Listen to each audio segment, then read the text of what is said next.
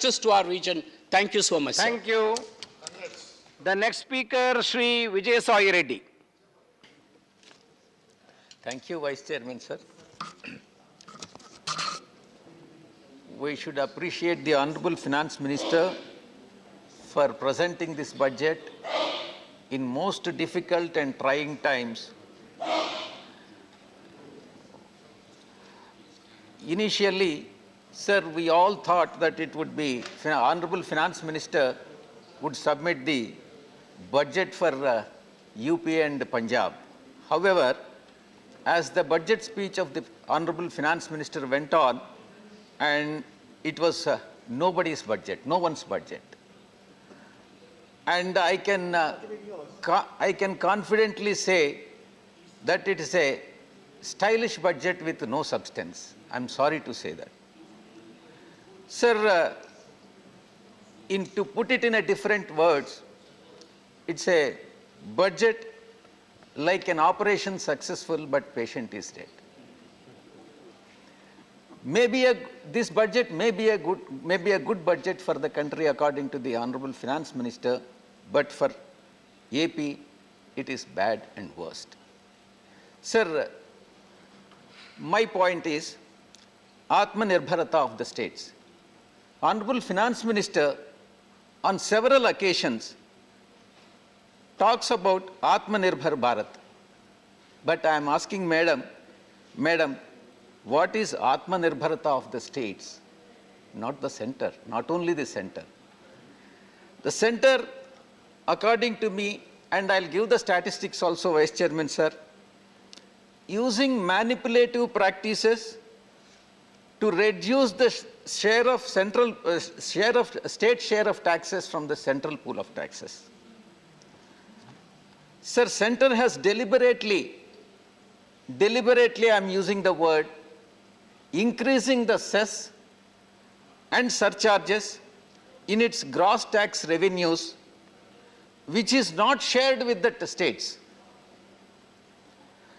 Sir, it has been brought down.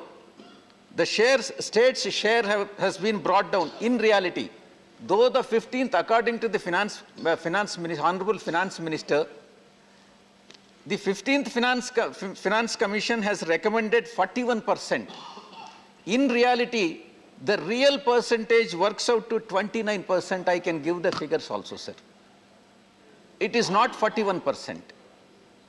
It is because of cess and surcharges. And I'll give petrol as an example. The central government has collected 3.35 lakh crores by way of cess on petrol, shared just 5.8% of it, that is 19,475 crores with the states. What is shared with the states? In the case of petrol, is only 5.8%. Out of 100 rupees, 5 rupee 80 paisa. Sir, by increasing sir, Honorable Finance Minister has coined a special word, apart from cess and surcharge. Special additional excise duty. This is nothing but cess and surcharge. By increasing the special excise additional duty, nothing but cess, the center has pooled 2.87 lakh crores from which the states are not getting a single rupee, not a single rupee. This is the situation. Sir, the share of tax component in the excise duty, which is shared with the states, has decreased by 40% in the case of petrol and 59% in the case of diesel, sir. Sir, at present, I have a statistics which I would like to, Honorable Madam is present. Sir, in the case of petrol, let us presume that the cost of the petrol is 100 rupees for the sake of brevity. Basic price is 45 rupees. Basic excise duty is 1 rupee 40 paise. And special additional excise duty is 11 rupees. Out of 11 rupees, nothing goes to the state. Nothing. Not a single rupee. Road and infrastructure cess, 18 rupees. Nothing goes to the states. Agricultural infrastructure and development cess, 2 rupees 50 paisa, nothing goes to the states. Dealers commission, of course it goes to the dealers. Taxes, whereas the states are empowered to levy VAT in the case of petrol and liquor. What is that? The maximum percentage any states can charge is only 10 to 15%. It varies from 10 to 15%. What is center getting? Central government is getting 85% and states are getting 15%. This is the justice what central government is rendering in the case of taxes, share of taxes. Sir, AP share in the divisible pool, I would like to share with the Honorable Madam. AP share, when compared to the divisible profits, AP share of taxes. In 13th Finance Commission, between 2010 and 2015, AP share is 6.9%. 14th Finance Commission, 2015 to 20, from 6.9% it has come down to 4.3%. It has come down by 2.6%. In 15th Finance Commission, it is 4.07% in 2000, whereas in the previous year, 2020-21, it was 4.111%. So year after year, Andhra Pradesh is getting, the share of taxes is coming down, and it is nothing but a stepmotherly treatment. Honorable Finance Minister is our daughter-in-law of our state. I want everybody to, all the honorable members to know about it. Sir, deciding the state share of taxes, there are certain points, that is population, forest cover, geographical area, there are various parameters. Quite surprisingly, 15% weightage is given for population. Andhra Pradesh is one state which is effectively controlling the population. And those states which are not controlling the population, they are benefited. Those states which are controlling the population, they are punished. This is the formula what the central government is following, or Finance Commission is following. Sir, comparative of AP budget, see on various sectors, how the center is spending and how Andhra Pradesh is spending. Sir, on agriculture, Andhra Pradesh is spending 5.9% of the total expenditure, whereas center, which is agriculture, is considered to be priority sector. Center is only spending 3.8%. Education, Andhra is spending 11.8% and center is spending 2.6%.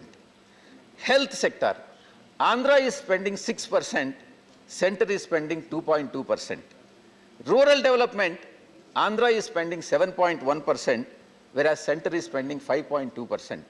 Whereas my colleague sitting in front of me, Kanakamedala Ravindra, TDP, they criticize that state is not spending enough. And their leader, day in and day out, criticizes YSRCP government, saying that the government has failed in all respects, in all counts.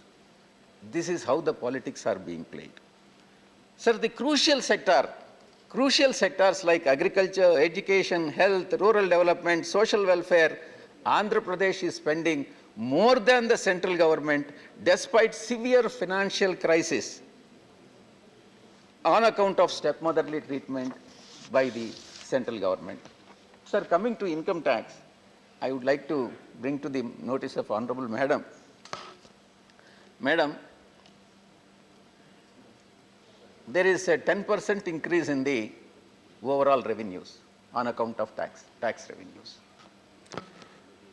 Madam, the tax exemption limit, when you came to power in 2014, was 2,50,000. And now, from 2014 to 2022, what is the inflation? Cumulative inflation is 48%, sir. Whereas, basic tax exemption limit remains the same. And I request the Honorable Madam to link this minimum tax exemption limit with that of inflation rate. Sir, with inflation reaching all-time high, but tax rates remain the same. This is the pathetic situation. And I request the Honorable Madam to further rationalize it and inflation be adjusted, again adjusted IT deductions and exemptions. Madam, there are certain difficulties, because I am also taxpayer and chartered accountant. There are certain difficulties that are being faced by the assessees. One is, there are 5 tedious documents which one has to collect in order to file the tax returns. One is Form 16 from the employer. Second is for interest income tedious certificates in Form 16A. Third is tedious certificates for other income and Form 26AS, and tax saving investment and expenditure proofs. These are all the documents which one has to collect in order to file the tax returns. My suggestion in this regard is consolidate multiple compliances across various forms into single ITR form. And form will make ITR, this suggestion would make the form filing IT friendly. Madam, there are certain which many assessees would have brought to the notice of Honorable Finance Minister. There are certain glitches in the portal. Lakhs of taxpayers have been complaining of glitches and errors in income tax portal for months now. There are several occasions where Honorable Madam has extended the time limit for filing the tax returns, and these glitches are to be addressed very promptly, sir. Sir, reduced subsidies, which is very, very important. Sir, food subsidy has been reduced. Center claims that nobody, in fact, in the yesterday's meeting also, the center claims that nobody remained hungry during the pandemic. But the allocation of food subsidy is down by 28%. Sir, fertilizer subsidy. Reduction in fertilizer subsidy is definitely anti-farmer. Increase in the fertilizer prices has severely affected the farmers. And the allocation towards the fertilizer subsidy has been reduced by 25%. Then coming to LPG reduction, subsidy in LPG reduction. Lakhs of poor households rely on LPG subsidy, and center has slashed the allocation by 11%. Certain important aspects regarding the Andhra Pradesh, I am concluding it, sir. Andhra Pradesh particularly, major infrastructure projects. And in fact, in 2014, AP Reorganization Act has been passed. And 13 or 14. South Coastal Railway Zone, Vizag-Chennai Corridor, Polavaram Irrigation Project. In fact, I have submitted I met Honorable Madam and then made a submission also. Kadapa Steel Plant, Dugarajapatnam Port, and Kakinada Petrochemical Complex. These are all the pending issues which are yet to be addressed by the central government, even after considerable lapse of time. Sir, national educational institutions, which the central government has granted by virtue of AP Reorganization Act, all are operating from the rental premises. Not a single national institute has got its own premises. Whether it is, be it Indian Institute of Petroleum and Energy and Indian Institute of Management, Indian Institute of Technology, Central Tribal University, all are operating from temporary campuses, and I should thank Jairam Ramesh ji for drafting such a loose act, very loosely drafted act of AP Reorganization Act. He very often, now and then, repeatedly claims that he is the author of the AP Reorganization Act, and I am sorry to say that he has drafted it most loosely, sir, and which BJP is taking advantage of it.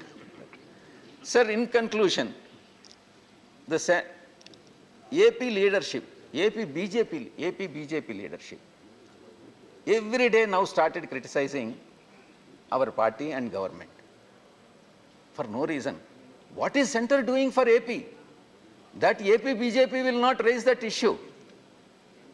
Center is doing nothing.